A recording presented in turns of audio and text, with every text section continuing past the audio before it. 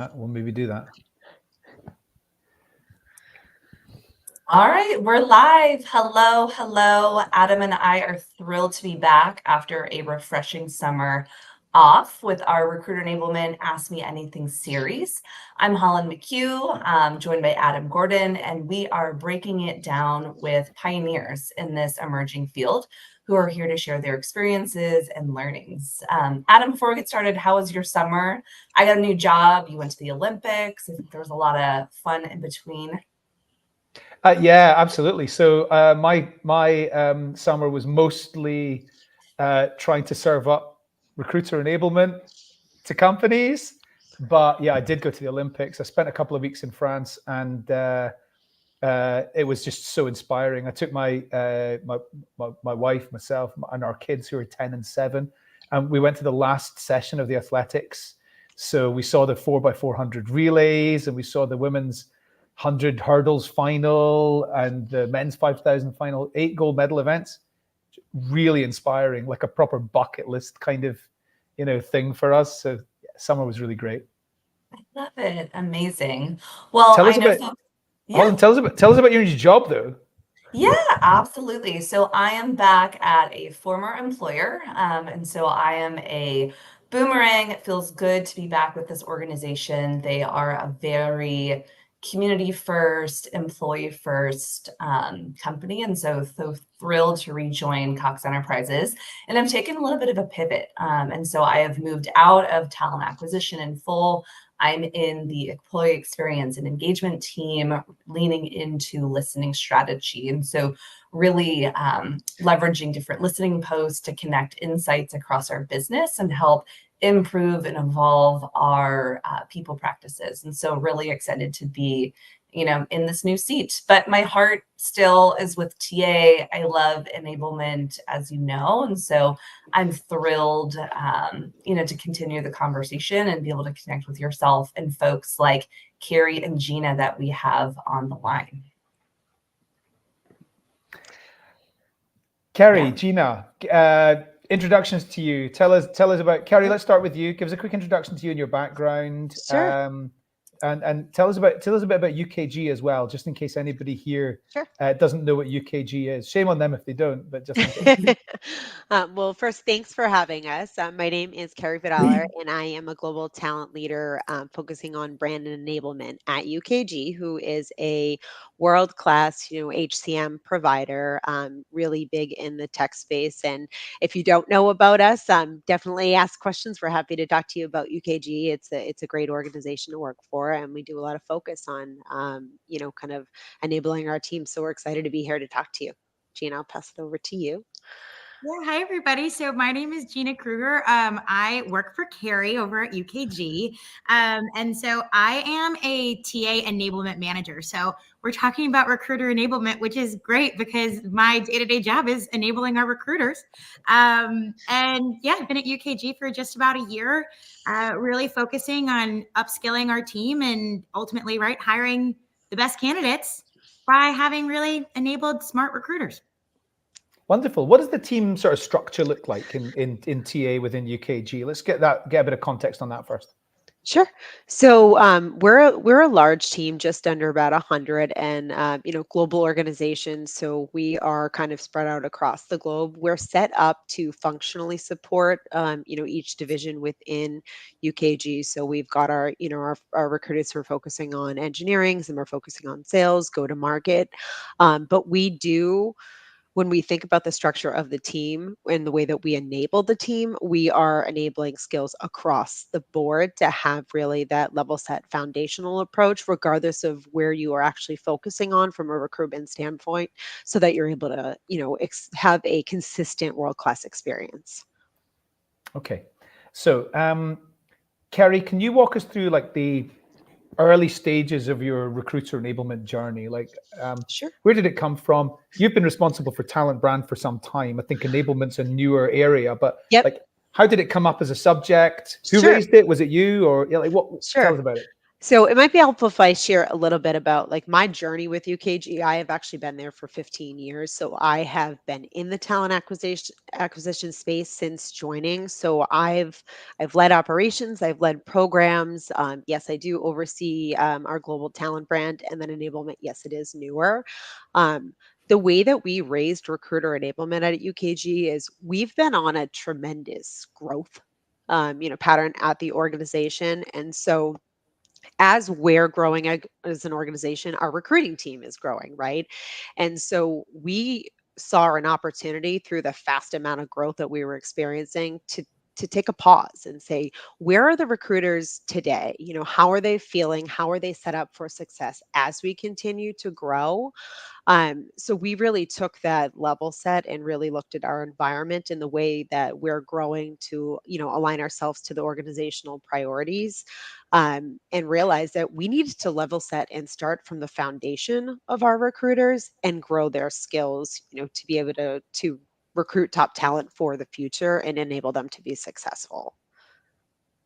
As a software company, I'm assuming that you have other enablement teams already established in the organization. I'm assuming there's a sales enablement function, for example. Yep.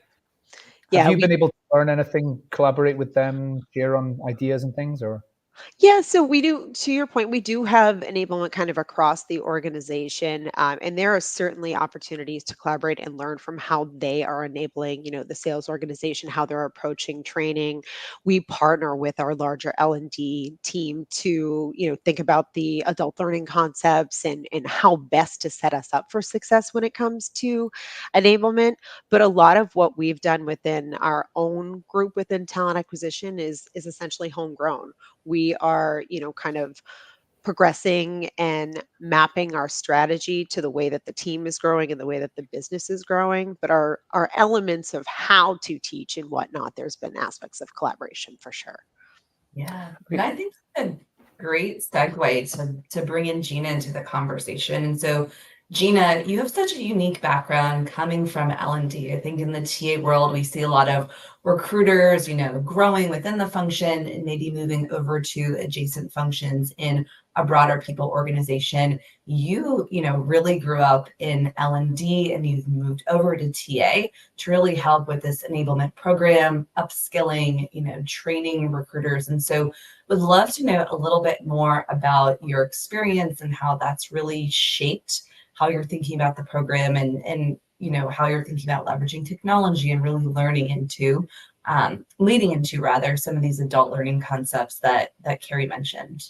Yeah, so Keri and I have done a lot of work together, and so to your point, Holland, my background really is all L&D. So I started my career in sales, but after that, I moved into new hire onboarding, and so I think something unless you're in new hire onboarding or in GA, you don't really think about is that intersection between those 2 points. So I've worked so closely with TA my entire career. However, it's always really been founded in this L&D background. And so starting out in new hires and then really working my way up in my career, I've started to change that approach to less about new hire onboarding and more about this learning and development partnership type of career.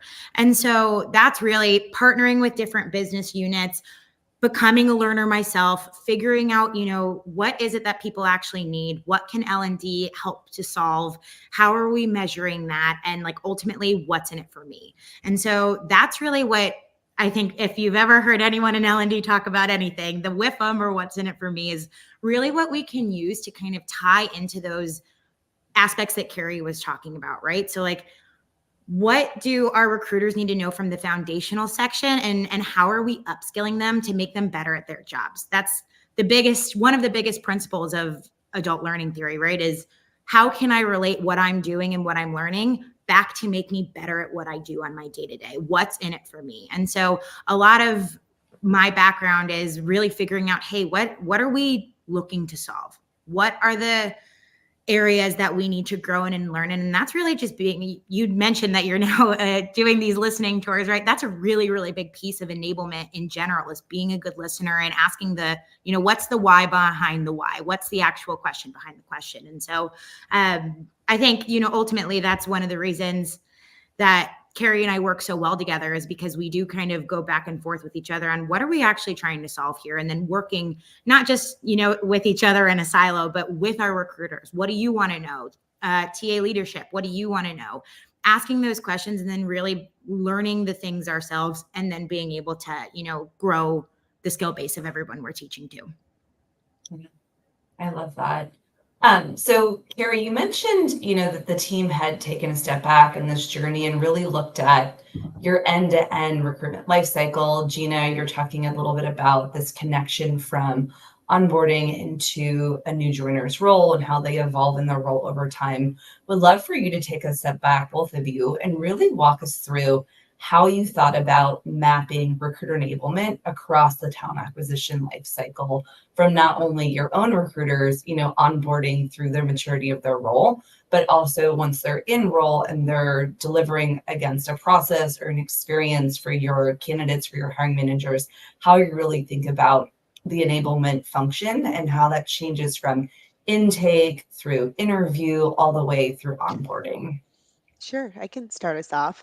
Yeah. So I think the reason we went with the approach of mapping against the recruiter life cycle was that's kind of the natural path in terms of how recruiters are doing their job, right? Like we thought about it from the lens of what's the easiest way for them to learn and apply what we're trying to teach, but also what is a way that we can create a consistent foundation across the tactical things that they do, and then also try to understand where is it that we need to upskill, and where can we be agile. How is it that our processes change as the business needs change? So we thought about it, from again the lens of what's going to be the easiest way for our recruiters to learn and make it feel the most natural, but also how are we able to set them up so that as we pivot and as we grow regularly, we're able to deliver in that sense in a way that's making them feel like they're set up for success. So we thought about, we start with recruiter prep. So maybe it's helpful to give a little bit of examples of kind of when we're thinking about recruiter prep, we're talking about what's that recruitment strategy meeting. So like you said, Holland, the intake, right? We dive into how we approach the recruitment strategy and what are the ways that we can, one, make that process easier for the recruiters, make it repeatable, scalable, consistent, but also thinking about where can we bring that best world-class experience into the recruitment strategy meeting. So traditionally, you've got yourself a form, right? You're thinking about here's the basic questions I need to have that conversation. We're thinking about what other questions can we be asking to build a relationship with the hiring manager? What kind of data can we bring that we're doing ahead of that recruitment strategy meeting to build a trusted advisor relationship with the hiring manager? How are we able to take what we're seeing from a candidate flow or the availability in the market and guide our managers to make better hiring decisions or to open up their search pool? So we really took kind of that recruiter prep, that first initial step, and started to plug in elements that we think are going to make them, the recruiters, better talent advisors, gain credibility, kind of just really building that relationship. Because I think that's what, if you think about recruitment as a whole, it's all relationship building with the candidate, relationship building with the hiring team, the business, the stakeholders, kind of across that gamut. And then we thought about, okay, what comes next after you do that recruiter prep? What happens when you have those conversations? Then you move into your attraction and branding strategy. So we broke things down in terms of how do you tell the UKG story? What is our story? How do you take the initial story that we have and then take elements of that and have a conversation with a candidate to really understand what's important to them and what UKG can bring to the table with regards to what it is that they're looking for. And we kind of did that through each step of the cycle. Gina, I want to pause here because Gina plays a big role in this as well. Anything you want to add to kind of how we thought about the recruitment life cycle approach? Yeah, Keri, and you stated all of the pieces that we did with each other, and then there's this whole other element, right? Of okay, well, coming back to what's in it for me, what I was talking about earlier, we also have to talk through, with our TA leadership team, what is our goals, right? What are the strategies and the approaches that we really want to focus on this year. And so then Keri and I can start from that top down, right? And say, like, what are the overall strategies that you all want to see? And then kind of go to that step below, right? Let's talk to our managers now. Well, what are you seeing? Where are the gaps in what's happening with our recruiters? And where are some people doing something really well? How do we really define what good looks like? And then actually going to our recruiters themselves and saying, where are we finding the different areas inside of our day-to-days that are coming easy to us, that we want to learn more about, and that what are the conversations we're having? And so it's this idea of, let's navigate what's happening at each step of the recruiter lifecycle, and then let's also figure out what does good look like, so that we know what we can do to actually upskill. So Keri and I really focused on what is the foundational learning, and then what is the step above, right? How are we taking that to the next level to have some of the best recruiters in the industry? I love that. Are you thinking about that on like a maturity curve for your function? Are you thinking about it as competencies in someone's role? How are you really defining that foundation, and then where folks can move between, good to great, if you will? So one way that we've thought about it, or actually it's a couple ways. So competencies for sure, we kind of mapped our enablement approach and the conversations with the leaders, the managers, the recruiters against the core competencies that we've identified as a talent acquisition team. But we also have tools that we use that are called like the recruiter scorecard that helps see where are people at today and where do we want them to go. And then we pull in data from our candidate experience surveys, our hiring manager surveys. So it's a mix of the data that we see coming in that we're collecting through the process, and also where do we want to go? Like, where's the bar, right? Where is it today, and where do we want to go next? We're truly trying to, get to that place where we are a best-in-class talent acquisition team. I like to think that we are. And I think that as the industry and, the organization evolves, we want to be able to be set up to evolve right alongside that and continue to meet that demand. So I think it's important that we've pulled in the data into our approach to be able to kind of say, where are we at now, and where do we want to go? I love that. I'd like to ask about, like, how did you involve when when you're designing this? How did you, if you did, involve like senior stakeholders, hiring managers, like in like the objectives for enablement? Sure, I can start us off, Gina, if you want. So from a senior leadership standpoint, I think that we thought about it, and Gina touched upon this. Like, it's a multi-leveled approach, right? We went with the senior stakeholders in terms of what are we trying to achieve from a business standpoint? What kind of talent are we trying to attract?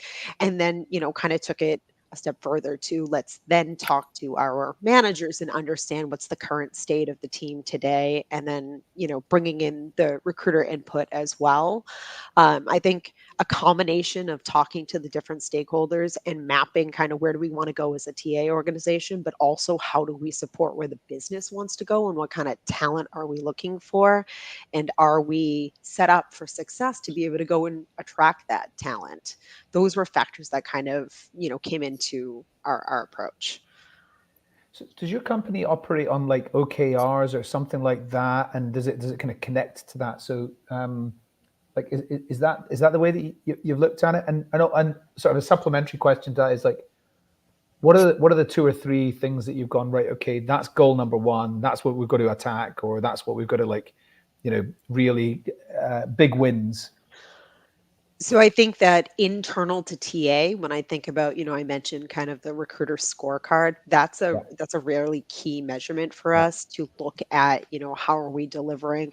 Well, I wouldn't say that we're an organization that solely focuses on like our time to fill, right? It's more about the candidate experience, the hiring manager experience. So the data we're getting from the surveys and who are our stakeholders, that is those are our hiring managers, right? And we're really taking into account what our candidates are saying about the experience that they're having. Those are measurements that I think are a top priority for us as a TA team versus how's your time to fill. Of course, we want to keep that time to fill down, but it's more about the quality of hire, the quality of the process that we're delivering. It's very experience focused. Great. How frequently are you looking at those scorecards, and how are you, based on trends that you're seeing, like really inform some of the strategies that you're folding into your enablement practice? I think there's an element of like agility that you're speaking Yep. to based on Yeah, data, which I think is fantastic. And so would love to understand that connection point a little bit more.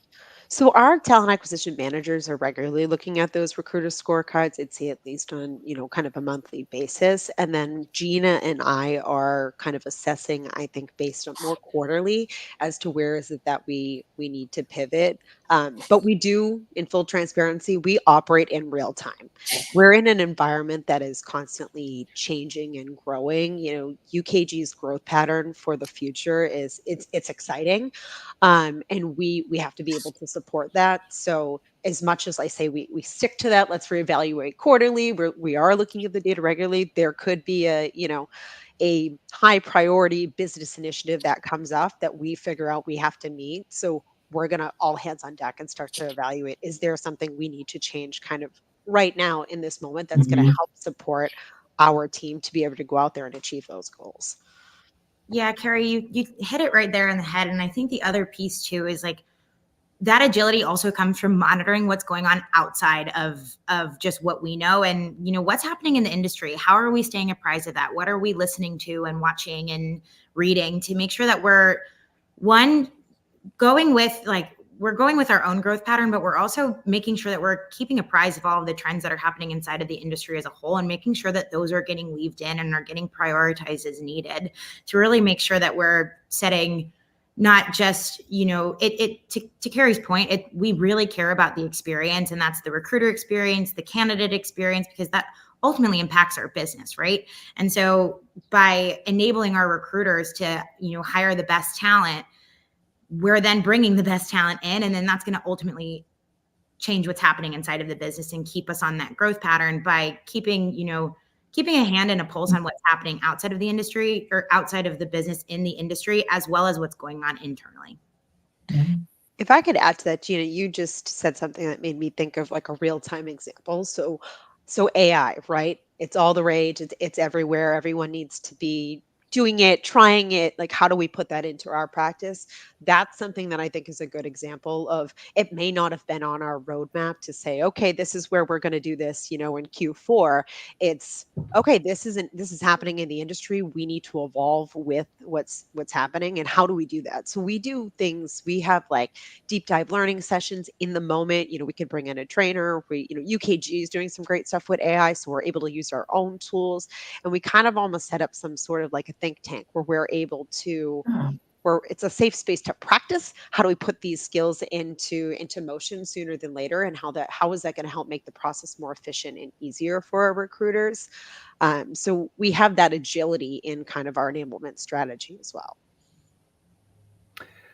So Holland and I both have backgrounds in recruitment marketing, and Keri, obviously this is an area for you. And I think that recruiters need to be marketers more than they ever have done.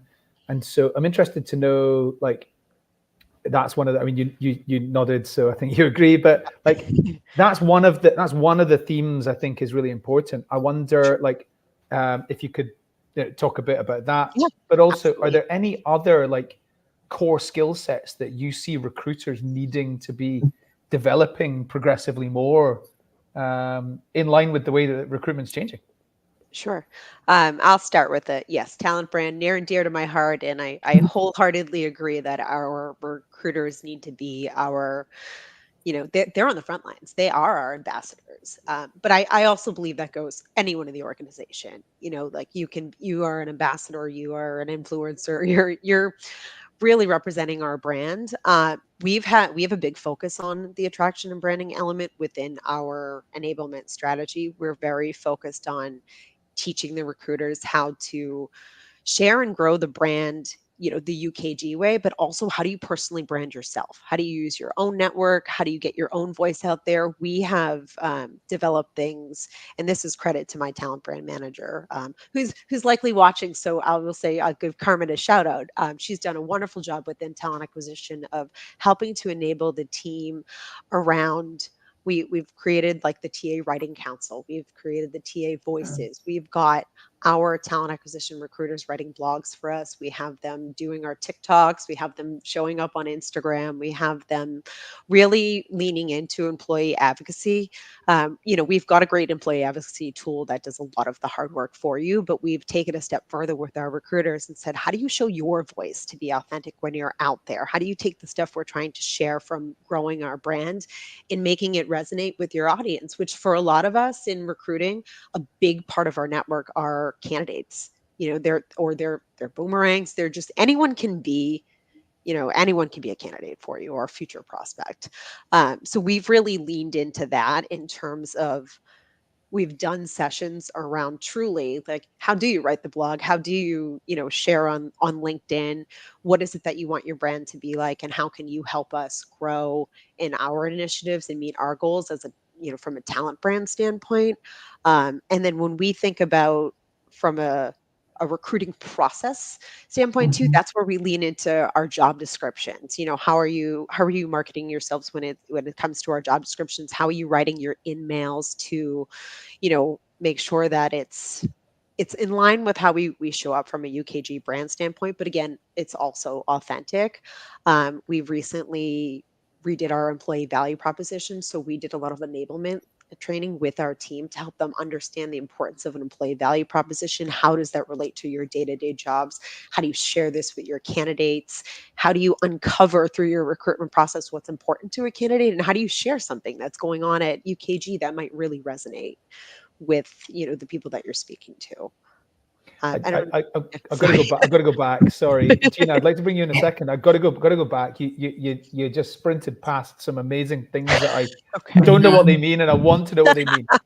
What Sure. is a TA writing council? What Same is a? thought. There's a few things Sure. you said there. Let's So focus it's the on that. talent. Essentially, we have tasked our talent acquisition team. A lot of them are our core recruiters to be part of a writing council that's helping us write content. So it's not just content that's coming from, the small talent brand team. It's curating content and employee stories. They're helping us actually source employee stories to share from a branding perspective.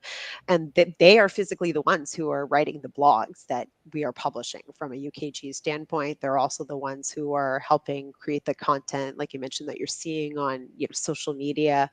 So we've basically we did a roll call for who's good at writing and who wants to be good at writing. And our talent brand team, kudos to Carmen, because she's also a great editor too.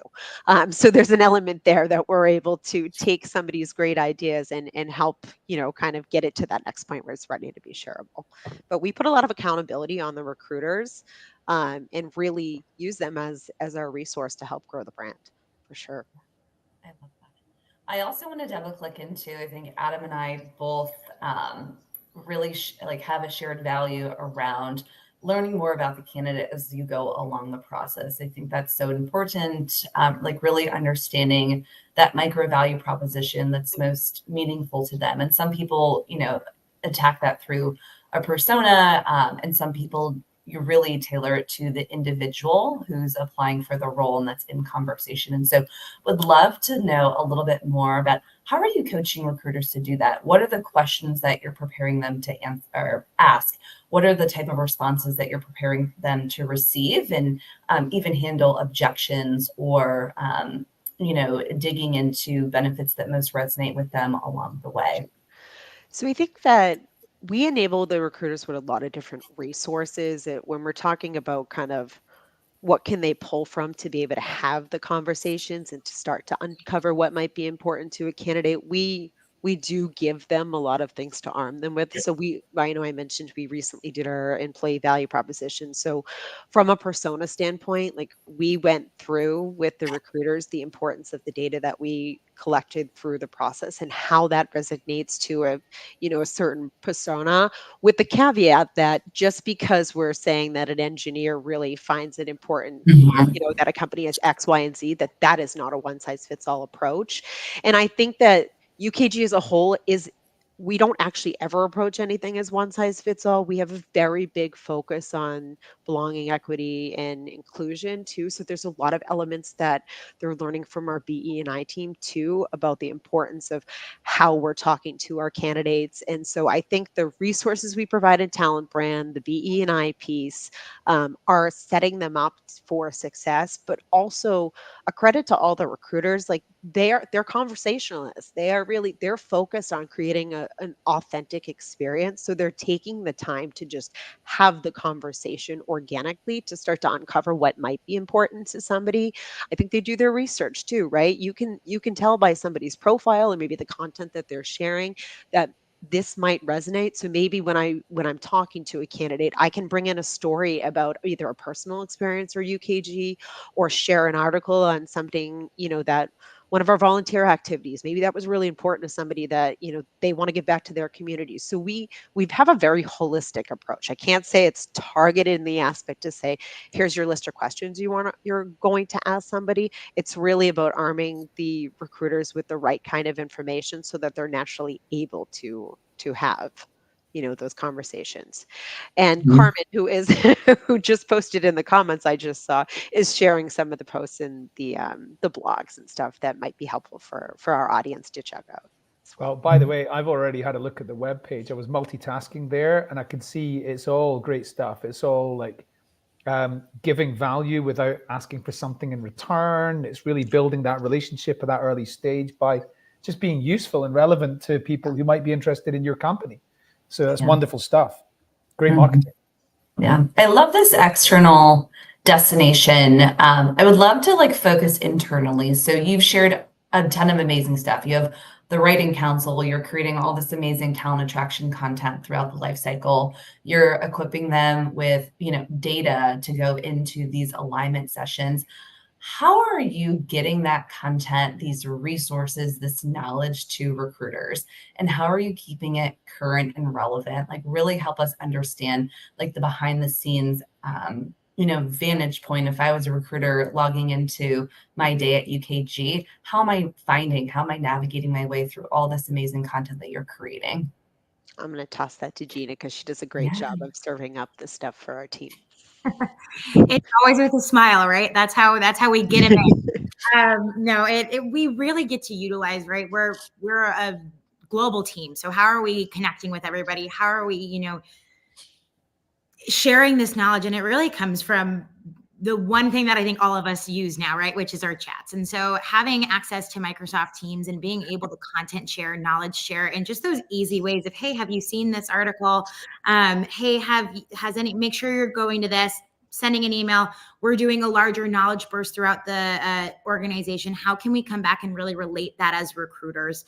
And really figuring out what the best medium to share those things are. And so Keri and I, as we kind of keep going on this journey of what is the recruitment lifecycle and how can we start giving you all this content, it's deciding what makes the most sense for time zones. What is the actual content itself, right? Like, am I sharing a podcast that I was listening to that's about AI and tech, or am I creating a live training that supplements something that's going on within the larger team? So for example, we just did an org-wide knowledge burst talking about how important it is to have a growth mindset. Keri and I were able to create a training that kind of supplements that of, let's talk about having your growth mindset and how do we actually utilize that as recruiters? How do we actually utilize that in our day-to-days to make us better at our jobs and enable us? And so really just figuring out what the right medium is, and then, okay, well, how can I just make sure that I'm sharing this with you all in a really digestible way? So I think we've all agreed that like marketing is an important skill and it's an important theme for talent acquisition and something they need enabled with. Is there any others that are like that you've thought, hang on, this is really important, whether it's to do with research or data analysis or whatever it might be? Any other themes that are like either are already really important or you think are emerging? I think we have a heavy focus on data within our recruitment organization. I mean, I think within our entire organization as, UKG as a whole, but we've had a lot of focus on teaching our talent acquisition team how to use data, how to tell the story with data. And a lot of the times that those conversations that we're talking about, they're happening internal with the hiring teams, right? It's, you may go out and you get external market data and you're bringing that to, like I said, a recruitment strategy meeting, but you're also updating your managers on a regular basis of how's it going? How's the process going? What's changing within the market? How's the candidate pool looking?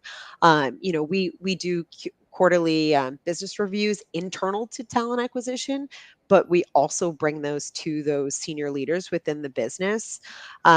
Our enablement focus when it comes to our QBRs is actually around, how are you telling the story with your data? Are you able to pull the data from the systems that we're using? Do you understand what are the key points that are going to be really impactful for a senior leader to understand, whether it be about the candidate pool, the market? There's a heavy focus on data as a whole because I think it brings a lot of knowledge and credibility to the conversations. Often if you're not in lockstep with your recruiter, sometimes you're thinking that their job's easy, right? They can just go out. It's like a drive-through. I want 4, software architects, and that's not the case, right? But we need the data to be able to help them understand why that's not the case and what's actually happening. So data is top of mind, I think, when it comes with, yes, the marketing data, and then obviously I think an obvious one is just the relationship building. There's a heavy focus on that as well. Just on the data one, I mean, I think that links very closely with the concept of like being a proper like talent partner, being a proper internal consultant. Yep, exactly. How to develop your business cases and to achieve influence and all that sort of thing. For sure, we follow a talent advisor model. That's what their talent advisor professionals, and we map our core competencies. What is it that we're expecting, and how do you show up as an advisor? And here are the things that you're learning to, either already doing them or you're upskilling yourself in these areas so that you're able to be seen as a true partner, a true consultant, not an order taker. We've worked, I think, hard over the years to shift that narrative. And I think a lot of organizations have, from their recruiting teams, to shift the narrative that we're a partner and we have a seat at the table. But having that data to back it up is actually what gets you the seat at the table. Yeah. Got a question. Yeah, I think our heads in the same place. I think we have a great question from Molly. Adam, do you want to ask it? Yeah. So Molly, Keri and Gina, if you don't know Molly leads recruiter enablement for Sage, another software business in the finance space. And she said, "What have you done to help drive recruiter adoption when you roll out new processes or tools? I find recruiters in general tend to be reluctant to try new things." I find humans tend to be reluctant to try new things personally. It is human including nature. Recruiters. Absolutely. That's a great question. Yeah. I'm going to start us off here because I'm going to say hire yourself a Gina.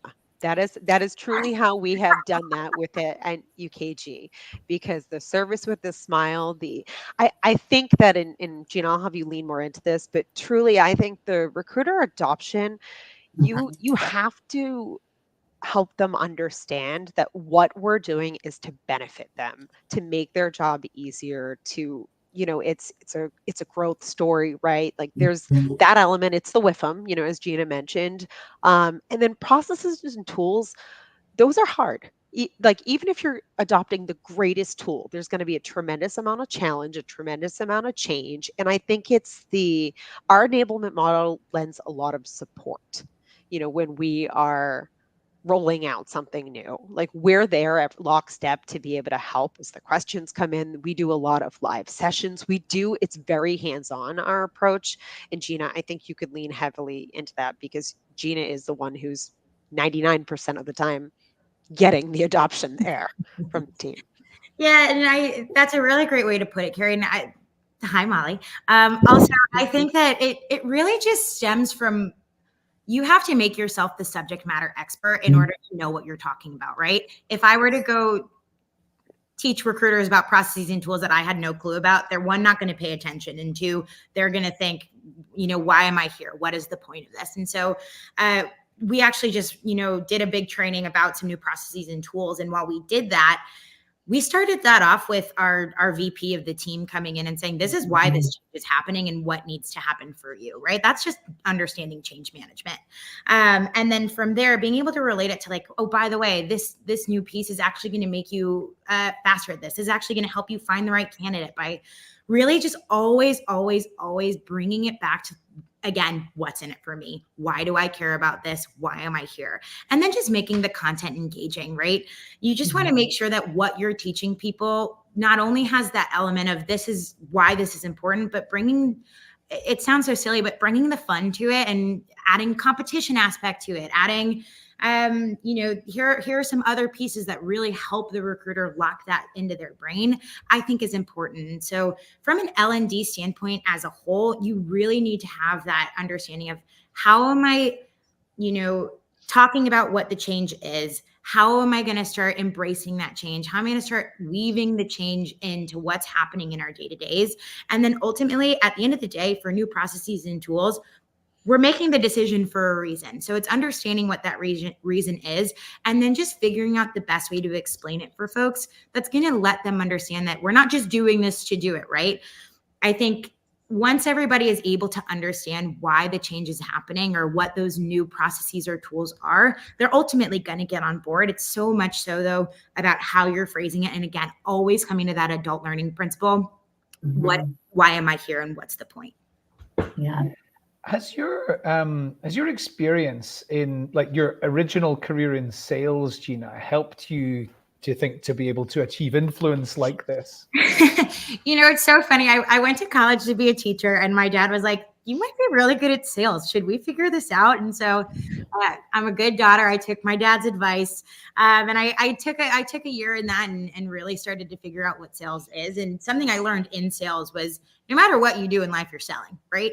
If you are trying to get your partner to unload the dishwasher, you're selling that to them, right? Oh, well, if it's cleaner, let's, who knows what's going to happen next. Once we have a clean dishwasher, we're going to have a clean apartment, et cetera, et cetera. And so I think my experience in sales has really just taught me that at the end of the day, you just need to connect with people. And the way that our recruiters are trying to connect with their candidates, how can I, connect with an audience to say, how can I get that buy-in? How can I lead you in? And again, I think at the end of the day, we're all just trying to connect with each other. And the best conversations you have are when you're communicating in the style of the people you're talking with. And so really figuring out what matters to you is what's going to make our conversation more beneficial. And it's what's going to help me then figure out the best way to talk to you about, whatever it is that I'm trying to teach. So I worked for a Big Four accountancy firm for 3 years. And I remember being at a conference in London, and the person on stage said, right, how many of you are in sales? Like a few people in business development kind of put their hands up. The same conference in New York, everybody in the room put their hands up, right? Americans are salespeople and they love it and embrace it. In the UK, they're too posh to do sales, right? Nobody's a salesperson.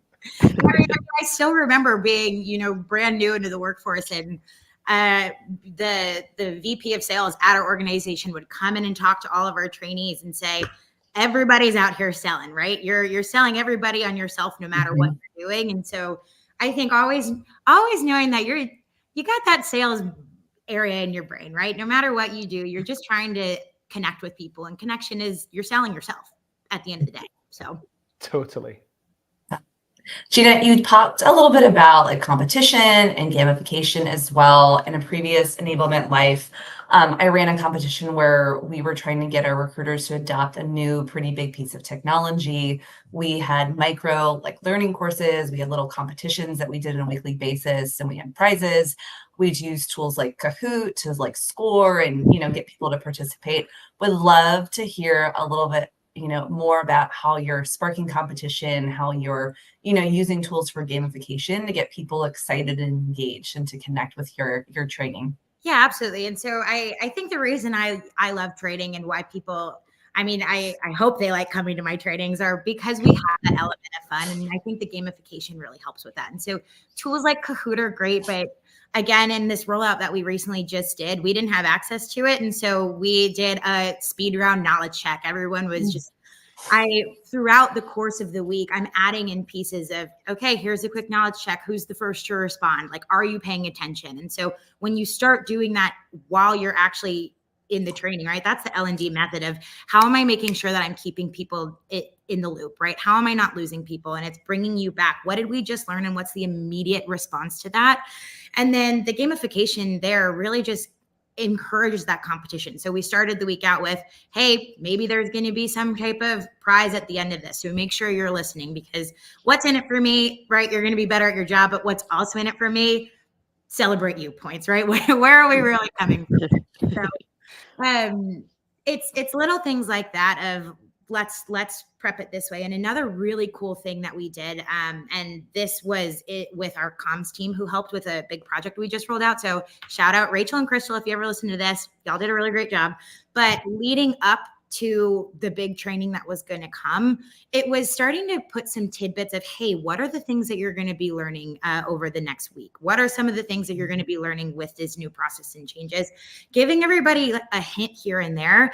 And then Rachel and Crystal were actually emailing out to the team a couple of questions once a week. Whoever got the most right got their name thrown in for a raffle. And so it's really just using gamification from the beginning. What are the pieces that I know we really want you to learn? What are the pieces that might be the biggest change? So, hey, we really need to make sure that you're paying attention here, and using that competition and just that general knowledge check to bring us back to that ground of, I really just want to know it, and I want this other thing too, right?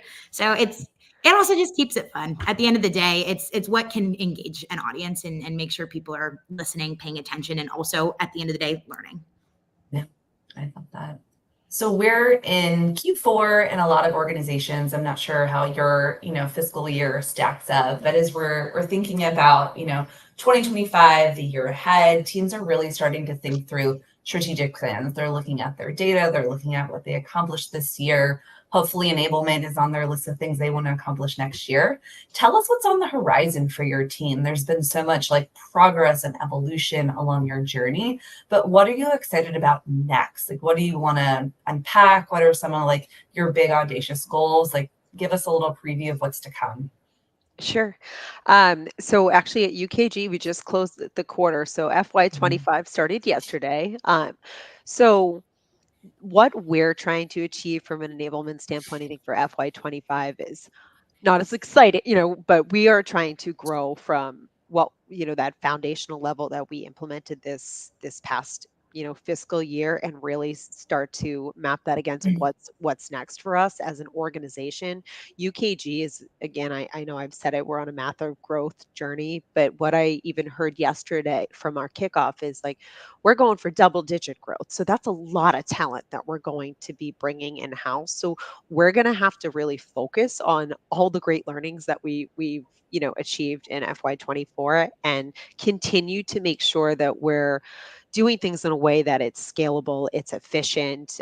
We don't want to be adding more work to the recruiter's plate. We want to be just providing more of this, kind of in the moment content, the agility, the growth mindset, all that stuff that we've talked about. Those are key drivers into getting, UKG to that next level, and to be able to get our talent acquisition team primed and ready to bring in all that kind of talent. So there's a lot more focus just on diving deeper into the elements of the recruitment life cycle. So, things like I said around, the UKG storytelling, leaning into our BE&I elements. There's going to be a lot more of that, but it's going to go deeper. We're really, I think, going to elevate from that foundational learning that we were able to achieve this past year and take that, a step further, so that when all these high value locations are opening up their recs, which we're seeing now, that we're ready to go. You'll see a lot more of our team focused on that TA voices. You're going to see a lot more content from a marketing standpoint come out through the voices of our recruiters, because we really, really do believe that being on the front line, they are the best ambassadors. So we're going to lean heavy into that. Gina, anything you want to add to that?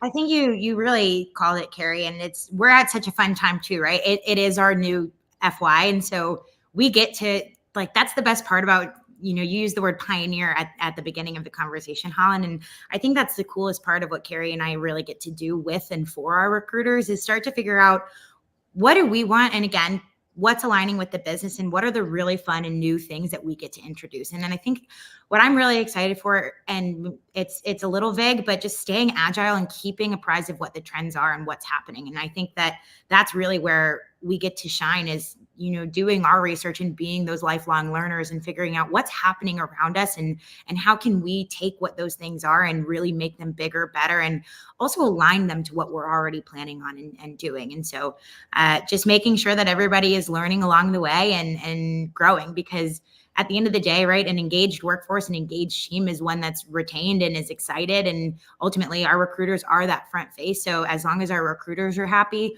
we're going to find the best talent, then joins the organization. And then what do you know, UKG, we're a great place to work. I love it. So Keri, double-digit growth is super exciting.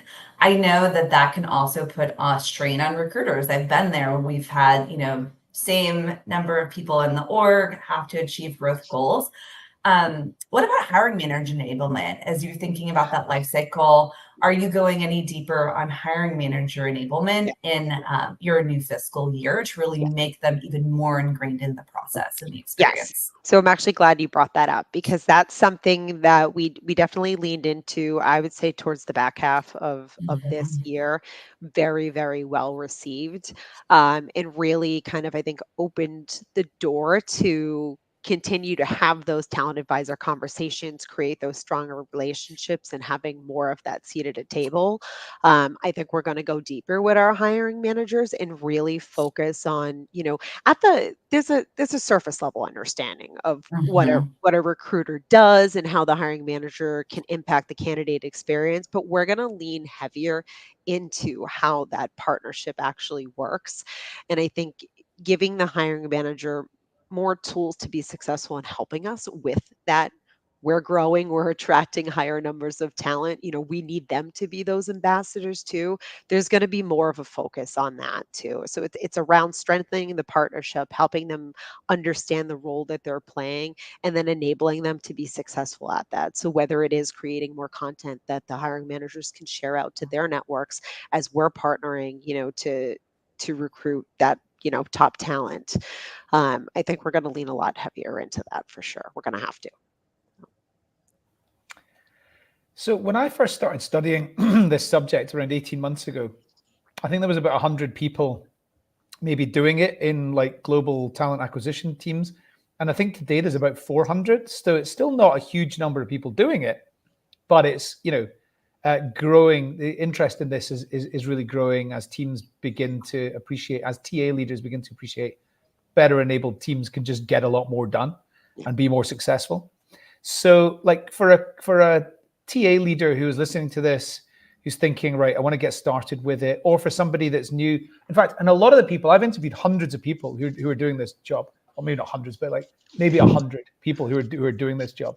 And they've nearly all ended up doing this job in enablement because they were doing it as a recruiter and they were kind of doing it for themselves. And then they started helping other people.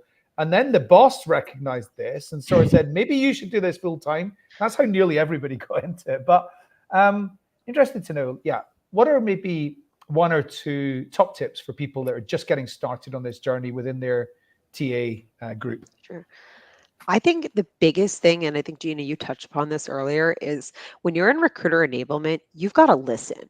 You've got to really seek to understand, you need your leadership buy-in. So you need to understand what the goals are of leadership in the organization. And then you need to understand what kind of those that are on the ground doing the work, what is it that they actually need, and mapping that to the priorities of, kind of what you're after. So if you're going to go, if recruiter enablement's on the roadmap for FY 25, you got to do that listening tour. You really need to seek to understand, because Gina, you said it earlier too, you can't start to enable and teach somebody something that you don't actually know or that you understand. And breaking into the recruiter enablement space, regardless of if you're a recruiter, sure, you have the credibility, but to then teach somebody else how to do it, you've got to really work to get them to understand, what's the overarching thing that we're trying to achieve? What is it that we're going to, how is this going to be helpful for me? Like there's a lot of that kind of foundational element that you have to figure out before you start rolling things out. Well, Gina, I think like the 5 whys are really important, aren't they? You don't necessarily, when you got to listen, but you got to really probe as well. So you take somebody's answer and then you got to go deeper on that, because what they first say could be driven by lots and lots of other like connected issues. Yep. Right. And it's to that point, we said it earlier as well. It's what's the question behind the question, right? What are we really trying to get to? And I think my advice to anybody is just stay learning and stay curious, because at the end of the day, and it's also taking the accountability of this is your show, right? And it's your career, it's your choice of what you're learning and what you're doing. And if you're passionate about it and you spread that passion, people are going to feel that as well. And so I think it really is just staying curious and opening your mind to what are the new trends and what are the new things. We said it already, human nature is adverse to change. People don't like it. It's not comfortable. And so get comfortable being uncomfortable and pioneering and finding those different things. So it's listening and then also being comfortable learning what those things you're hearing are and how to start being really creative and what are the different ways that we can move those forward. And my advice is to connect with folks like you. Like, I love the stat that Adam gave, that they're 100 18 months ago, 400 now. When I was in the talent brand side of the house, and Keri and Adam, you can probably, remember this. That's exactly how talent brand started. There was this small group of us, and we grew organically, and we grew through sharing knowledge. We weren't, keeping it inside our shop. We were getting on conversations like this. We were posting resources. We were exchanging ideas. And so I really hope that folks listening to this, either live or on the playback, like connect with Gina, connect with Keri, connect with other enablement leaders, and let's really continue to create some groundswell around this concept, and get that number to 800 in another 18 months. Wonderful. We've covered a lot of different subjects today. I think I've learned a lot. I've found it really, really useful and very interesting as well. Thank you so much to Keri. Thank you so much to Gina for coming and joining Holland and I today. We really appreciate it and look forward to hopefully seeing you again soon. So thanks very much. Thank you so much for having us. It was a lot of fun. And to everyone out there, we're happy to connect and continue the conversation. We'd love to see this space grow. So. Thanks, everybody. Yeah, Keri and I are very friendly, if you couldn't tell from this last hour. So if you ever have questions, reach out to us.